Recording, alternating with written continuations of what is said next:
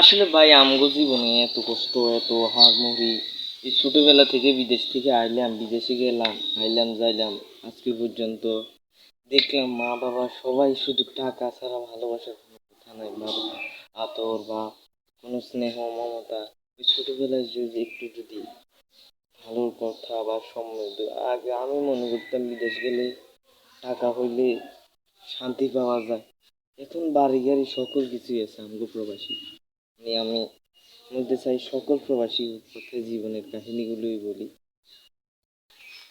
ভাই তুই ঠিকই কইছ, আমাদের জীবনে এত কষ্ট এত কিছু, তাও আমরা সুখ কি জিনিস ওইটা বুঝতে পারিনি। সবাই দেখি সবার জীবনে গাড়ি বাড়ি বহু কিছু করছে, কিন্তু সুখ জীবনে পাইনি। আর আমি বিদেশে গেছি, বিদেশে যাওয়ার পর থেকে দেখি এই জীবনে দেখছি সবাই দেখি কষ্ট করে টাকা পাঠায় বাড়িতে, বলে না তুই ভালো আছোস কি দিয়ে ভাত খাইছস, এগুলো কবার টাইম নেই, বলে টাকা পাঠাই দিয়ে আজকের মধ্যে, এগুলো বলা ছাড়া আর কোনো কথা বলে না। আমরা কি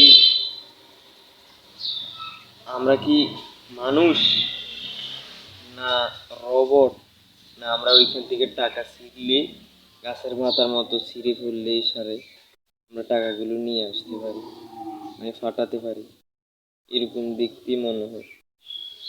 শুধু কাজ, রোমে থেকে আসি যাই, কোনো বিলাসবহুল জীবনতা নাই আমাদের জীবনে।